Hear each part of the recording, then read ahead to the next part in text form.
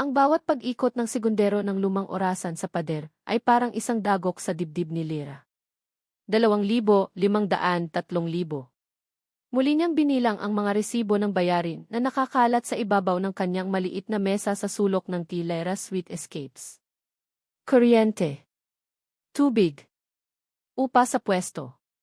Ang matamis na amoy ng bagong lutong pandesal na nagmumula sa kanyang kusina ay tila isang mapait na kabalintunaan sa pighating nararamdaman niya. Ang panaderyang ito, ang munti niyang pangarap, ay unti-unti nang nagiging isang bangungot na gising. Napapikit siya ng mariin.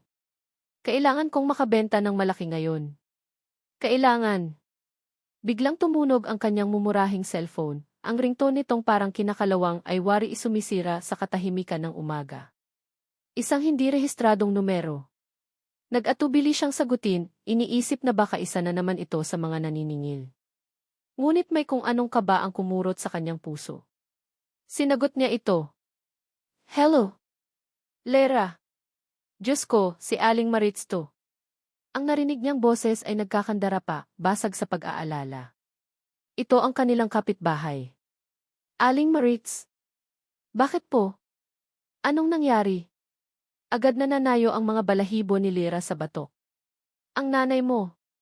Si Aling Nena mo bigla na lang natumba. Hinimatay siya dito sa labas ng bahay.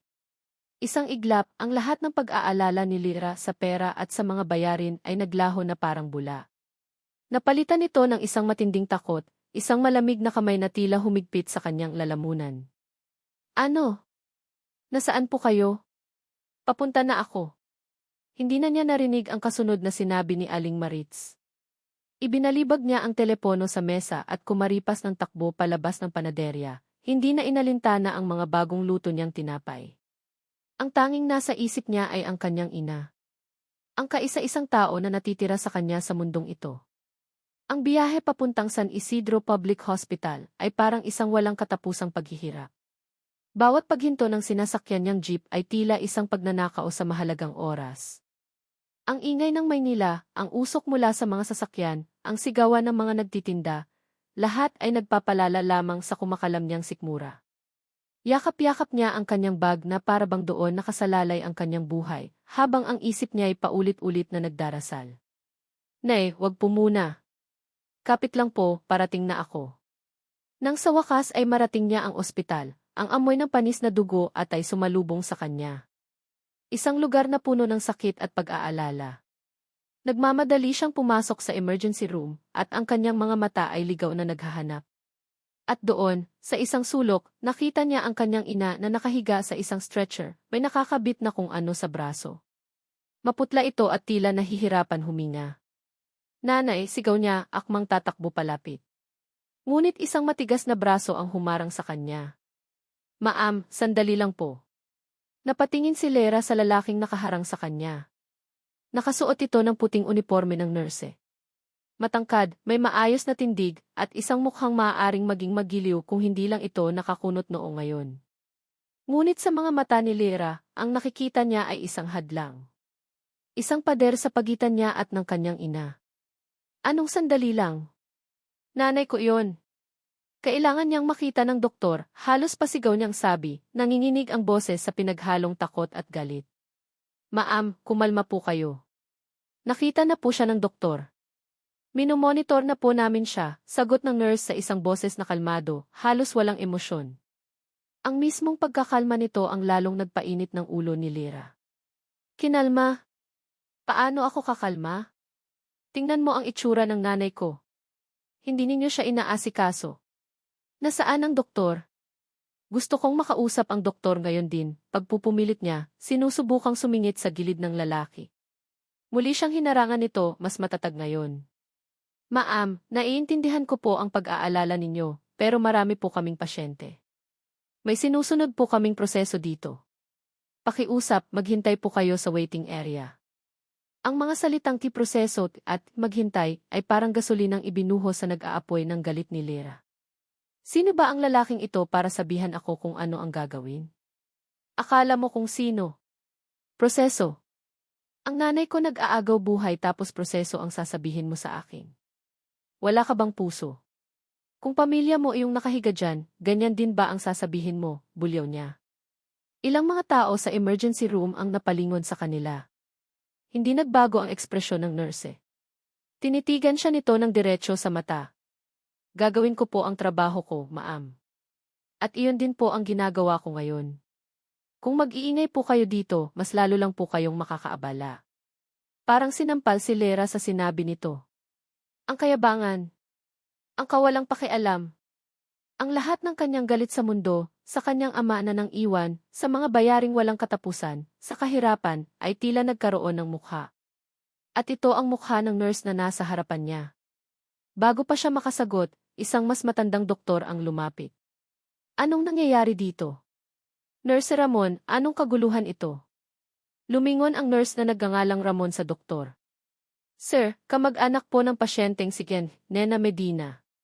Gusto po kayong makausap. Ang tingin ng doktor ay bumaling kay Lera, mas may simpatya ito kaysa sa nakababatang nurse. Miss Medina, ako po si Yuki Alcaraz. Stable na po ang nanay ninyo.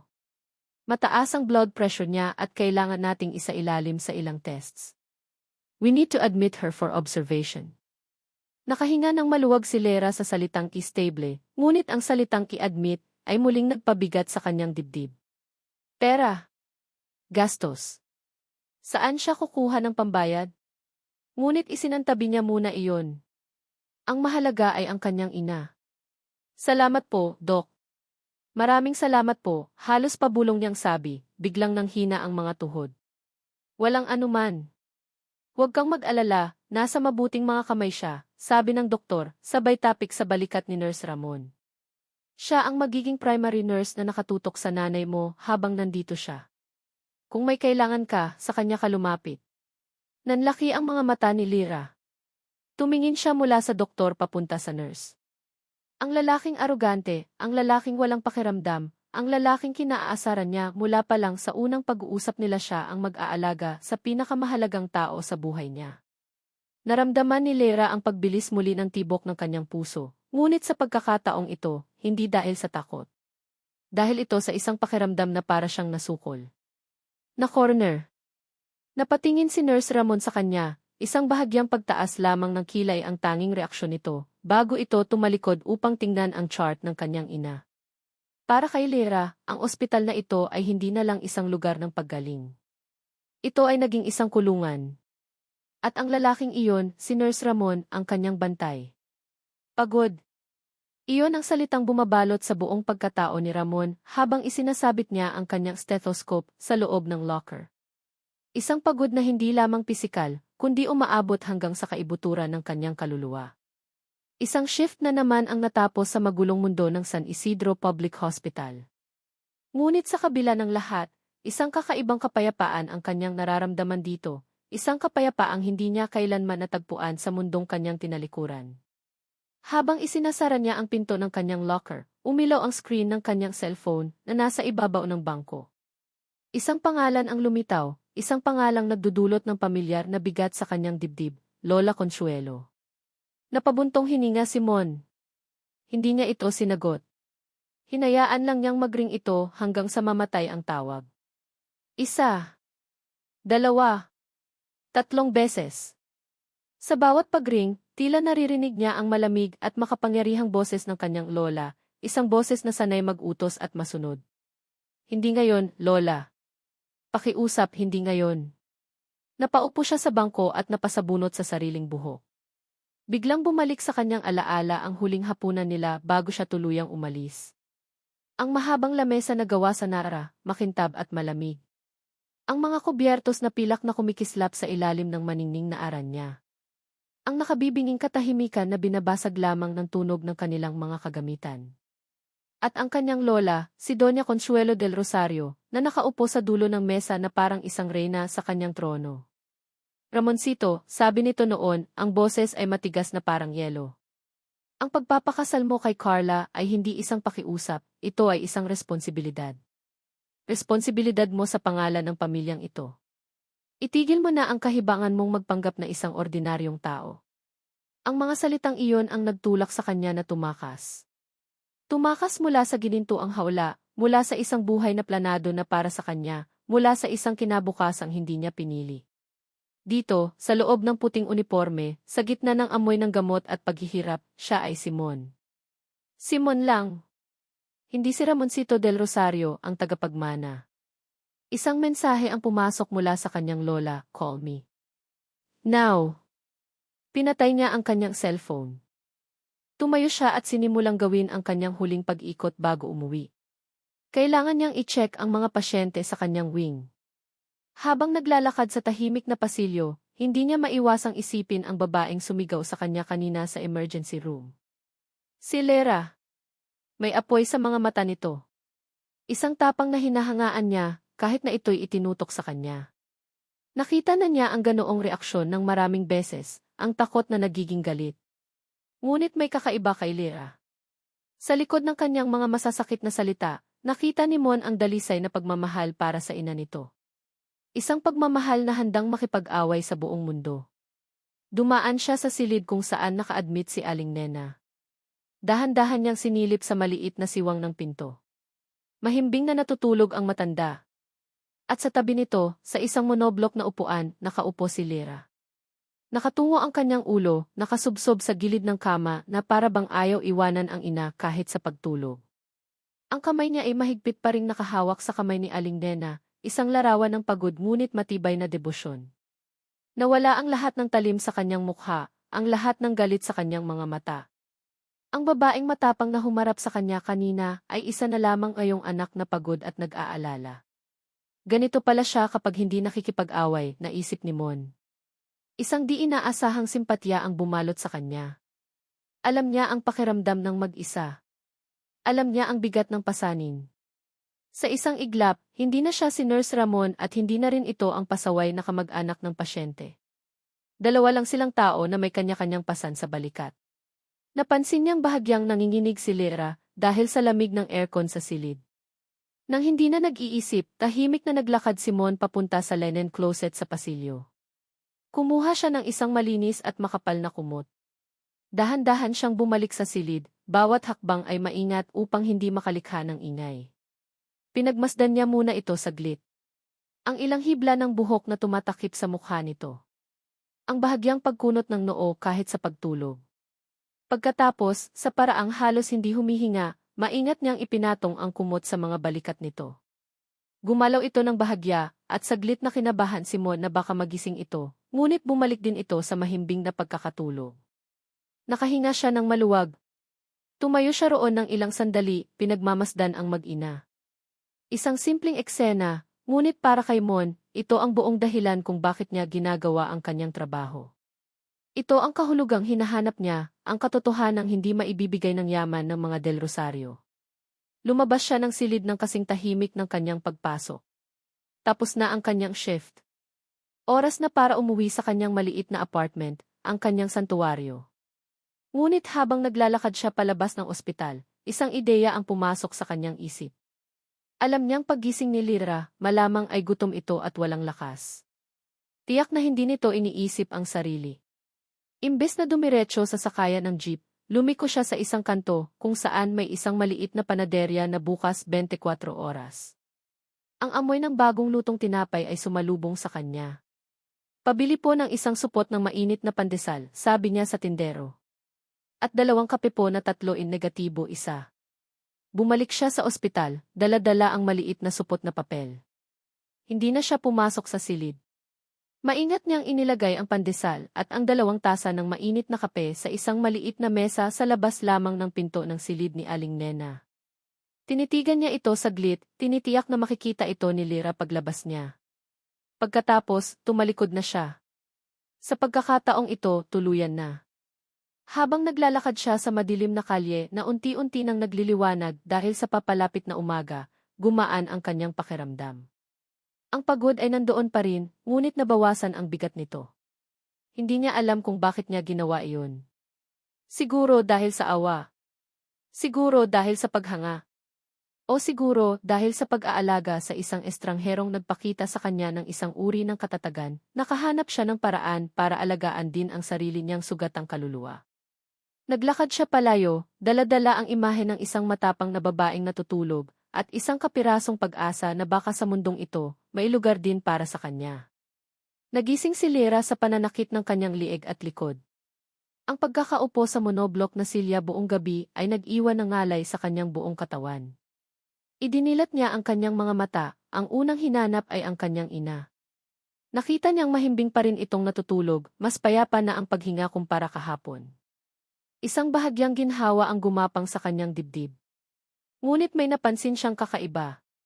Isang kumot ang nakabalot sa kanyang mga balikat, nagbibigay ng init laban sa malamig na buga ng aircon. Kumunot ang kanyang noo. Hindi niya ito dala. Tumingin siya sa paligid. Sino ang? Pagkatapos ay nakita niya ito. Sa maliit na mesang nasa labas ng silid, may isang maliit na supot ng pandesal at 2 styro cup ng kape. Bumangon siya, dahan-dahang inalis ang kumot sa kanyang balikat at lumapit dito. Mainit pa ang kape. Sino ang gagawa nito? Isa sa mga ibang nurse. Isang mabait na estranghero. Imposibleng ang supladong nurse na iyon, si Ramon. Ang taong iyon ay tila walang pakialam sa mundo. Ngunit sino pa? Napilitan siyang hanapin ang nurse station. At doon, nakita niya ito. Si Nurse Ramon, abala sa pagsusulat sa isang chart. Nakatalikod dito sa kanya, hindi siya napapansin. Huminga ng malalim si Lyra, nilakasan ang kanyang loob at lumapit. Sir. Narinig niya ang sarili niyang boses na tila alanganin. Lumingon ito. Ang mga mata nito ay tila pagod, ngunit walang bakas ng pagkasuplado na nakita niya kahapon. Yes, ma'am. Kamusta ang pakiramdam ninyo? At ang nanay niyo? Maayos naman po siya, sagot ni Lyra, medyo nagulat sa tono nito. Gusto ko lang sanang magpasalamat. Para sa kumot. At sa kape at tinapay. Hindi ito ngumiti. Tumango lang ito ng bahagya. Walang anuman. Nakita kong nilalamig ka. Kailangan mo ring alagaan ang sarili mo, Miss Medina. Hindi ka makakapag-alaga kung ikaw naman ang magkakasakit. Ang simpleng mga salitang iyon ay tumama kay Lyra nang hindi niya inaasahan. Walang panghusga. Walang pagyayabang. Isang simpleng paalala lang. Sa unang pagkakataon, nakita niya ito hindi bilang isang aroganting unipormadong tao, kundi bilang isang taong nagmamalasakit. Napaiwas siya ng tingin, hindi sanay sa kabaitang hindi niya hinihingi. Salamat ulit. Tumalikod na siya at bumalik sa silid, dala-dala ang kape at pandesal, at isang bagong pakiramdam ng pagkalito. Ang mga sumunod na araw ay naging isang routine. Sa umaga, nagbubukas si Lyra ng panaderya, sinusubukang magbenta kahit kaunti. Sa hapon hanggang gabi, nasa ospital siya, binabantayan ang kanyang ina. At sa bawat araw, napipilitan siyang makasalamuha si Nurse Ramon. Unti-unti, ang pader na itinayo ni Lyra sa pagitan nila ay nagsimulang magkaroon ng mga bitak. Nakikita niya kung paano nito alagaan ang kanyang ina, may pasensya, may kahusayan. Nakikita niya itong nakikipagbiruan sa ibang mga pasyente para pagaanin ang kanilang loob. At may mga gabing kapag pareho na silang pagod, nagkakatagpo sila sa tahimik na pasilyo at nagkakaroon ng mga hindi planadong pag-uusap. Kumusta ang panaderya? Tanong nito isang gabi, habang pareho silang nakasandal sa pader at umiinom ng kape mula sa vending machine. Nagulat si Lyra na naaalala pa nito. Ayun. Mahina. Ang hirap kapag wala ako doon palagi. Sa hindi malamang dahilan, nasabi niya iyon ng walang pag-aalinlangan. Naiintindihan ko, sabi lang nito, nakatingin sa malayo. Hindi ito nagbigay ng payo o solusyon. Nakinig lang ito. At para kay Lyra, sapat na iyon. Isang araw, ipinaliwanag ni Mon ang mga resulta ng test ng kanyang ina sa paraang simple at madaling maintindihan na nag-alis ng malaking bahagi ng takot na nararamdaman ni Lyra. Sa sandaling iyon, ang huling bakas ng kanyang galit ay tuluyan ng naglaho. Napalitan ito ng isang bagay na mas mahirap pangalanan, pasasalamat. Isang utang na loob. Kinabukasan, gumawa siya ng isang maliit na chocolate cake, ang specialty ng Lyra Sweet Escapes. Inilagay niya ito sa isang magandang kahon. Ito ang kanyang paraan ng pasasalamat, isang paraan na mas komportable para sa kanya kaysa sa mga salita. Dala-dala ang cake, pumasok siya sa ospital na may kaunting kaba, ngunit may determinasyon. Natanaw niya si Mon malapit sa nurse station. Ngunit hindi ito nag-iisa. Kausap nito ang isang babae. Isang doktora, base sa suot nitong puting coat. Maganda ang doktora, matangkad, balingkinitan, at ang buhok nito ay perpektong nakaayos. Ang paraan ng pagtayo nito ay nagpapakita ng kumpiyansa. Nakangiti ito habang kausap si Mon, at ang isang kamay nito ay nakahawak sa braso niya na para bang natural na natural lang iyon. Biglang nakaramdam si Lera ng isang kakaibang kurot sa kanyang dibdib. Isang pakiramdam na hindi pamilyar. Para siyang biglang naging maliit at hindi nababagay sa lugar na iyon, hawak-hawak ang kanyang mumurahing cake. Napatigil siya sa paglalakad, nagtatago sa likod ng isang poste. Nakita niyang tumawa si Mon sa sinabi ng doktora. Isang ngiting mas malawak at mas malaya kaysa sa mga ngiting nakita niya mula rito. Pagkatapos ay umalis na ang doktora at naiwan si Mon na nakangiti pa rin. Ito na ang pagkakataon ni Lira. Huminga siya ng malalim at nagsimulang maglakad palapit kay Mon. Ngunit bago pa siya makarating, ang doktora ay lumingon at tila ngayon lang siya napansin. Naglakad ito pabalik, hindi papunta kay Mon, kundi diretso sa kanya. Huminto ito sa harap ni Lira. Tiningnan siya nito mula ulo hanggang paa, mula sa kanyang simpleng t-shirt at pantalon, hanggang sa kahon ng cake na hawak niya. Isang perpektong ngiti ang sumilay sa mga labi ng doktora, ngunit hindi ito umabot sa kanyang mga mata. Hay, bati nito, ang boses ay matamis ngunit may pahiwatig ng yelo. Ikaw ba ang bagong kaibigan ni Mon? Nakita ni Mon ang lahat. Mula sa kinatatayuan niya sa nurse station, kitang-kita niya ang paglapit ni si Carla Santos kay Lira. Nakita niya ang paraan ng pagtayo ni Carla, ang kumpiyansang bumabalot dito na tila pag-aari nito ang buong ospital. Nakita niya ang ngiting peke, ang tingin na mapanuri, at ang postura ni Lera na unti-unting lumiliit na para bang gusto na lang nitong maglaho. At narinig niya, kahit pamahina, ang tanong ni Carla, ikaw ba ang bagong kaibigan ni Mon? Isang pamilyar na inis ang kumulo sa loob ni Mon. Ang pagiging posesibo ni Carla. Ang paraan nitong tratuhin ang ibang tao na mas mababa sa kanya. Ito ang isa sa mga dahilan kung bakit siya tumakas. Nakita niyang mabilis na tumalikod si Lira matapos ang maikling pag-uusap. Ang balikat nito ay bahagyang nakayuko, at ang hawak nitong kahon ng cake ay tila biglang naging isang mabigat na pabigat. Nawala ang determinasyon sa mukha nito kanina, napalitan ito ng pagkailang at pagkalito. Naramdaman ni Mon ang isang kurot ng konsensya. Kasalanan ko to.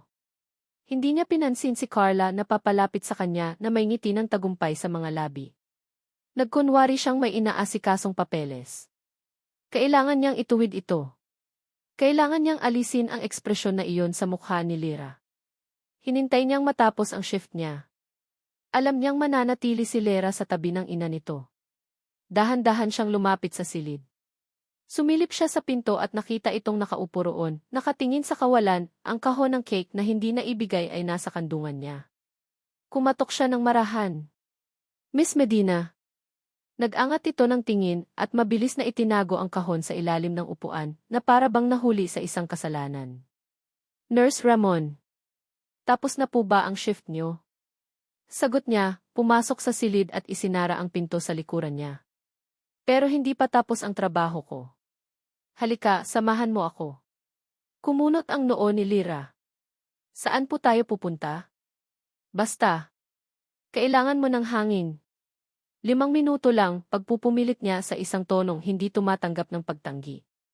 Nakita niya ang pag-aalinlangan sa mga mata nito, ngunit sa huli, tumayo ito at sumunod.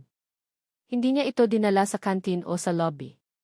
Dinala niya ito sa isang pinto sa dulo ng pasilyo na may nakasulat na Maintenance Entry.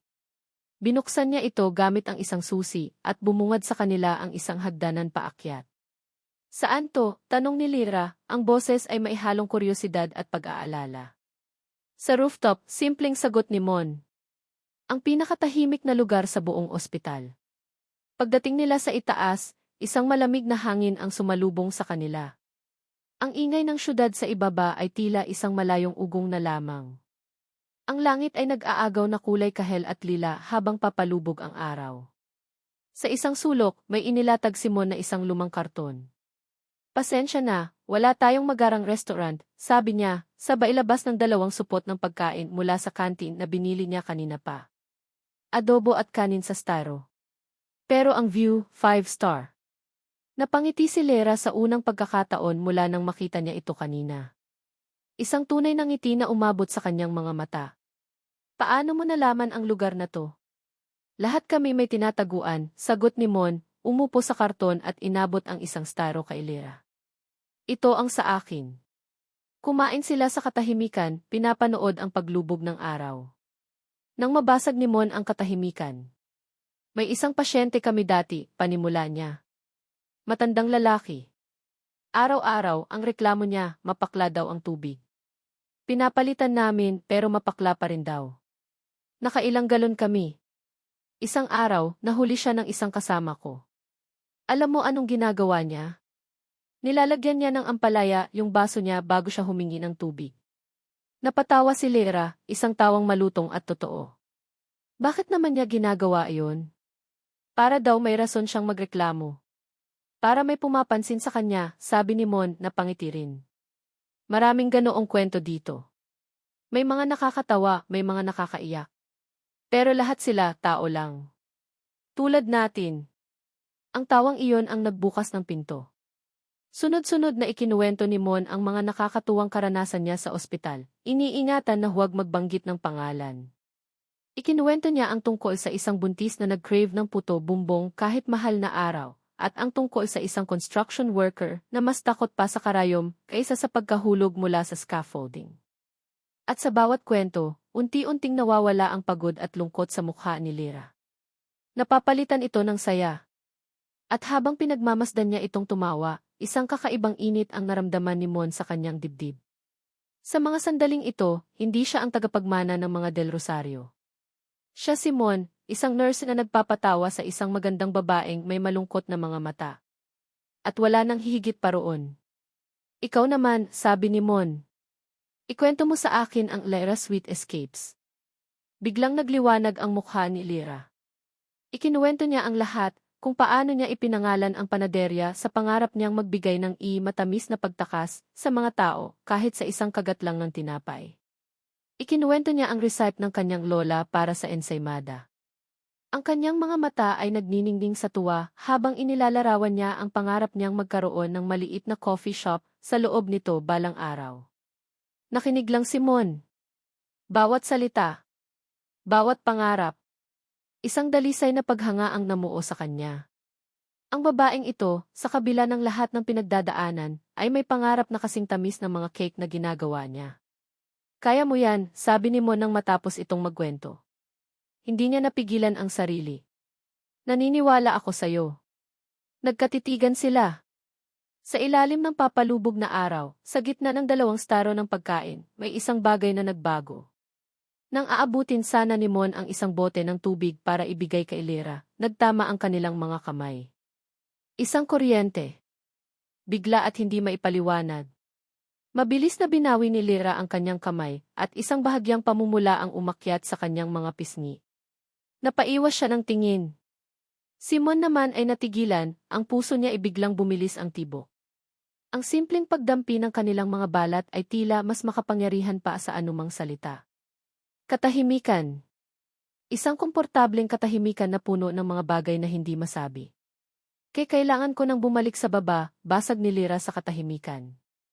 Sige, sabi ni Mon, ang boses ay bahagyang paos. Ihahatid na kita.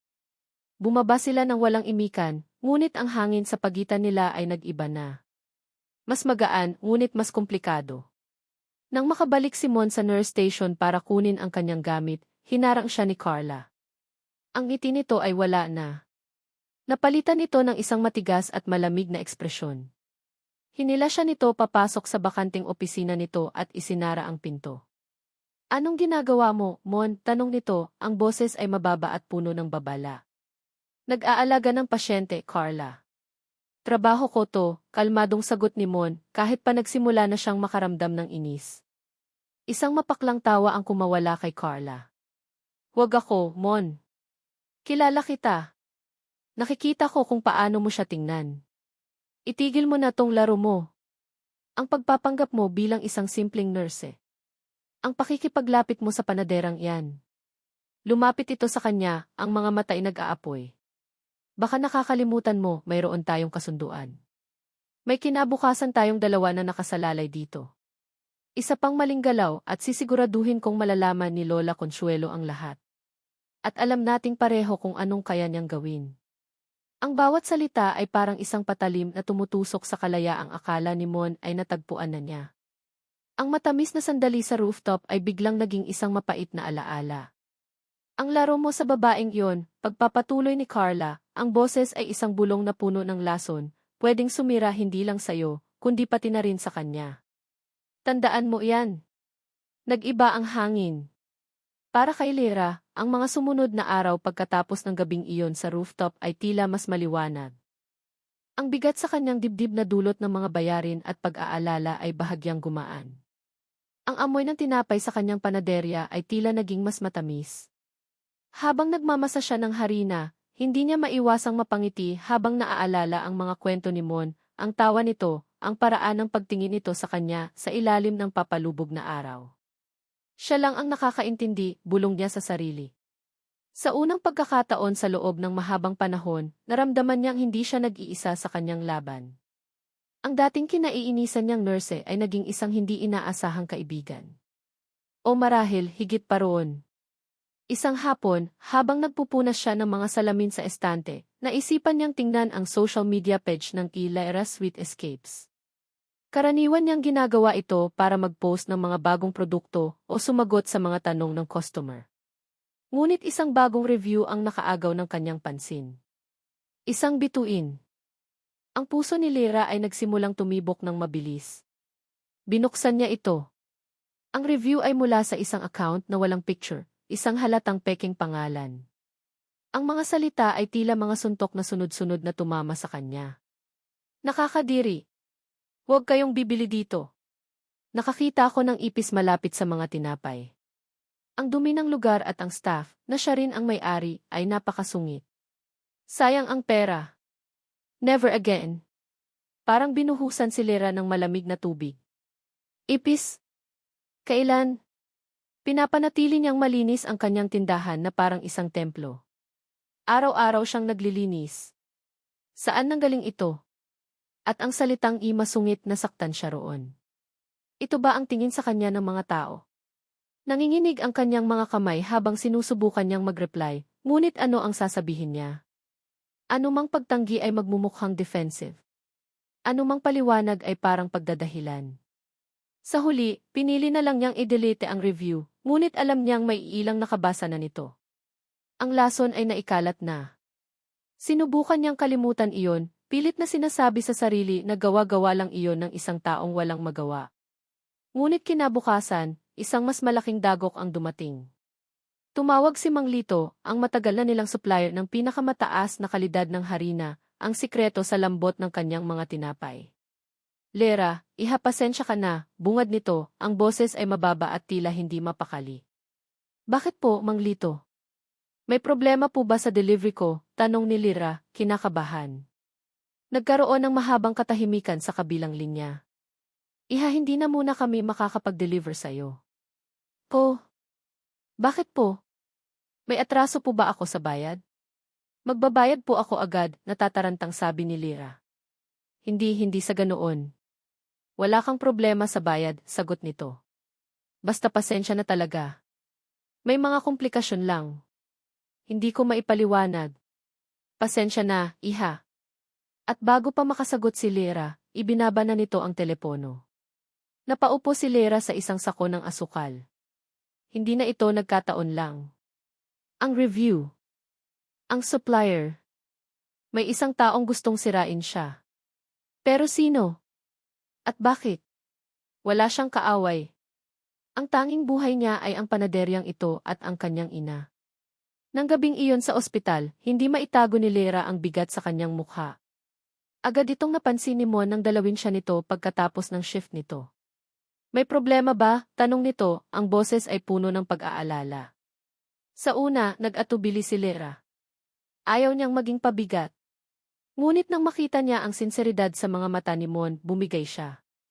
Ikinuwento niya ang lahat, ang review, ang tawag ni Mang Lito, ang pakiramdam niya na may isang taong galit sa kanya.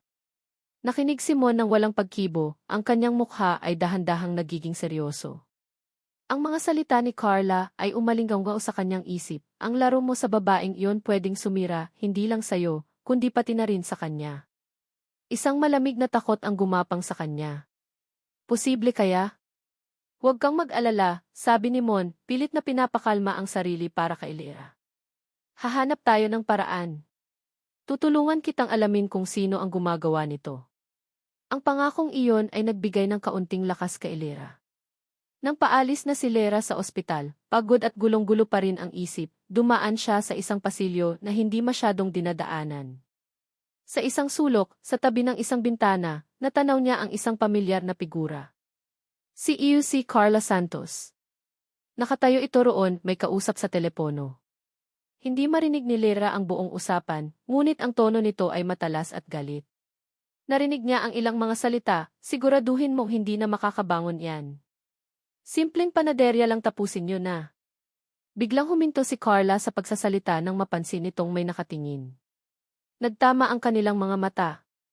Isang segundo lang iyon, ngunit sapat na para makita ni Lyra ang pagkagulat sa mukha ni Carla, na mabilis na napalitan ng isang malamig at matalim na tingin. Mabilis na tumalikod si Carla at naglakad palayo, na para bang walang nangyari. Naiwang nakatayo si Lyra, ang puso niya ay kumakarera.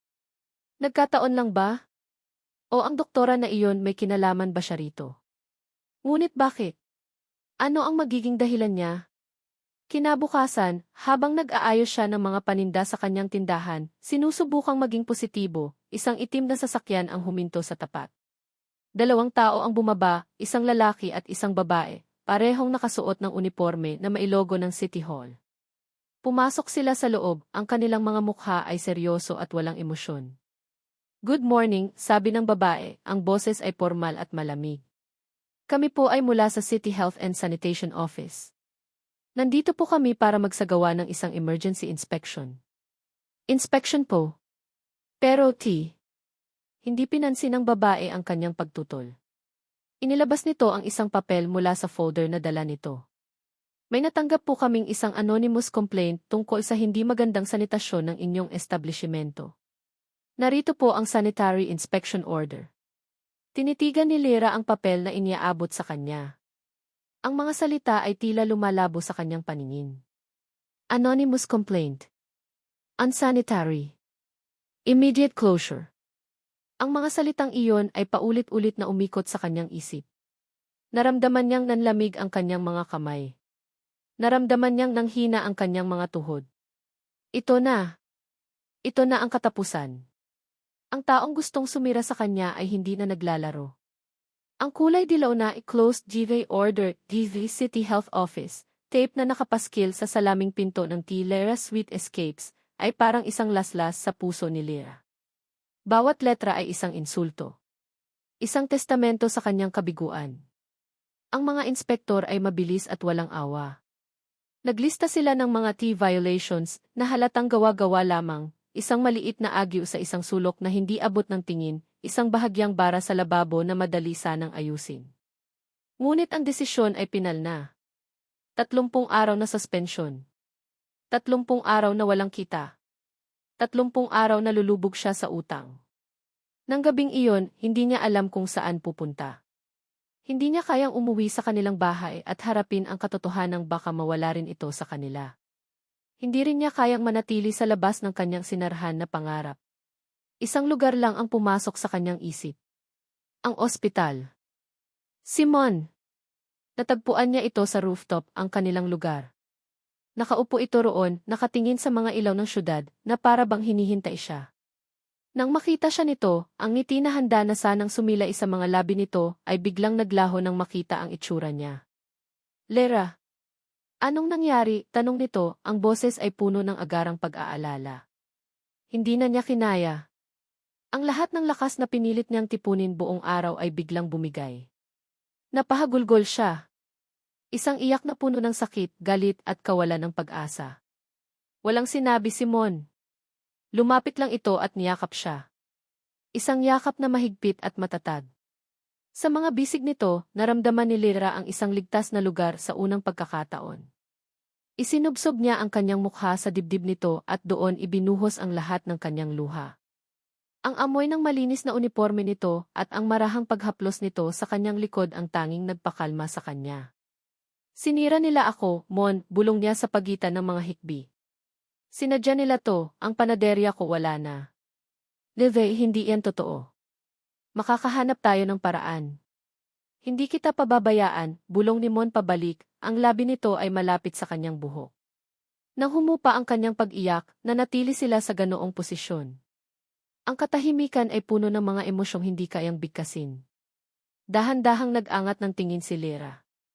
Ang mga mata ni Mon ay nakatitig sa kanya, puno ng isang emosyon na higit pa sa awa, isang malalim na pag-aalala, isang lambing na hindi pa niya kailanman nakita mula sa kahit kanino. Ang mga ilaw ng syudad sa ibaba ay nagsilbing mga bituin. Ang hangin ay malamig. At sa sandaling iyon, wala nang iba pang mahalaga. Hindi ang panaderya. Hindi ang mga bayarin. Tanging sila lang dalawa. Dahan-dahan, inilapit ni Mon ang kanyang mukha sa kanya. Nakita ni Lera ang pagtatanong sa mga mata nito, isang tahimik na pahintulot. Hindi siya umiling. Hindi siya umiwas. Sa halip, bahagyan niyang ipinikit ang kanyang mga mata. Ang kanilang mga labi ay nagdampi. Malambot. Maganit. Isang halik na nagsimula sa pag-aalinlangan, ngunit mabilis na naging isang desperadong pagpapahayag ng lahat ng kanilang nararamdaman. Isang halik na lasang luha at pag-asa. Ito ang kanyang unang halik sa loob ng napakatagal na panahon, at ibinigay niya ito sa taong hindi niya inaasahan, sa lugar na pinakakakaiba. Ngunit sa sandaling iyon, naramdaman niyang ito ang pinakatamang bagay sa buong mundo. Nang maghiwalay ang kanilang mga labi, pareho silang naghahabol ng hininga. Nakasandal ang kanilang mga noo sa isa't isa. Magiging maayos ang lahat, bulong ulit ni Mon. At sa pagkakataong iyon, naniwala si Lera. Matapos ang ilang sandali pa, nagpaalam siyang uwi na. Kailangan niyang harapin ang umaga. Hinatid siya ni Mon hanggang sa lobby ng ospital. Ang bigat sa kanyang dibdib ay napalitan ng isang mainit at lumulutang na pakiramdam. May pag-asa pa. Habang naglalakad siya palabas ng ospital, patungo sa sakayan ng jeep, dumaan siya sa parking lot ng mga doktor at staff. At doon, natigilan siya. Sa isang madilim na bahagi ng parking lot, sa tabi ng isang mamahalin at makintab na itim na sasakyan, nakatayo si Mon. Ngunit hindi ito nag-iisa. Kausap nito ang isang babae. Isang matandang babae na may tindig ng otoridad, nakasuot ng eleganteng bestida at alahas na kumikinang kahit sa dilim. Ang lola na nakita niyang kasama ni si Carla sa isang larawan sa magazine. Si Doña Consuelo del Rosario. Nagtago si Lera sa likod ng isang malaking van, ang puso niya ibiglang nagsimulang dumagundong na parang tambol. Ang init na naramdaman niya kanina ay biglang napalitan ng isang nanunuot na lamig. Hindi niya marinig ang lahat, ngunit sapat ang kanyang narinig para mabuo ang isang nakapangingilabot na kwento sa kanyang isip. Ang boses ni Doña Consuelo ay mahina ngunit matalas, tumatago sa katahimikan ng gabi. Ang lupaing iyon, Ramoncito. Matagal na nating gusto makuha para sa expansion. This is your chance to prove your worth. Lupain? Expansion. Ang boses naman ni Mon ay puno ng pagtutol. Lola, hindi ganyan kadali. May-ari ang lupa, may pamilya di. Pamilya. Isang biyuda at isang anak na naghihirap. Ang tawa ng matanda ay walang bahid ng saya, puro pangmamaliit. Huwag kang mag-alala sa kanila. Ang mahalaga ay ang negosyo. Ang pangalan ng Del Rosario. Negosyo. Lupa. Pamilyang naghihirap. Biglang nag-ugnay ang lahat sa isip ni Lera na parang mga piraso ng isang masamang palaisipan. Ang lupaing kinatitirikan ng kanyang panaderya ay pag-aari ng kanyang ina, ang tanging pamana ng kanyang yumaong ama. At ang pangalang Del Rosario iyon ang pangalan sa article na nabasa niya. Ang pinakamayamang pamilya sa bansa. Isang malamig na katotohanan ang bumagsak sa kanya na parang isang bloke ng yelo, dinudurog ang bawat piraso ng pag-asang itinayo niya kanina lamang. Ang kabaitan ni Mon. Ang mga pag-uusap nila. Ang pag-aalaga nito sa kanyang ina. Ang pagtulong nito. Ang halik. Lahat ay isang kasinungalingan. Isang malaking palabas. Hindi siya isang nurse. Siya si Ramoncito del Rosario. Isang tagapagmana. At siya, si Lera, ay hindi isang kaibigan o minamahal. Isa lang siyang kasangkapan. Isang paraan para makuha ng mga Del Rosario ang kanilang lupain. Ang pagsira sa kanyang panaderya ay hindi gawa ni Carla, ito ay bahagi ng kanilang plano. Pahirapan siya. Pilitin siyang sumuko. Pilitin siyang ibenta ang lupa sa murang halaga. Ang sakit ay mas matindi pa kaysa sa pagkawala ng kanyang panaderya. Ito ay isang pagtataksil na tumagos hanggang sa kanyang kaluluwa. Ang alaala ng halik nila sa rooftop, ang lambot, ang init, ang pag-asa, ay isa na ngayong nakasusuklam na paalala ng kanyang kahangalan. Naramdaman niya muli ang sakit na idinulot ng kanyang ama nang iwan sila nito para sa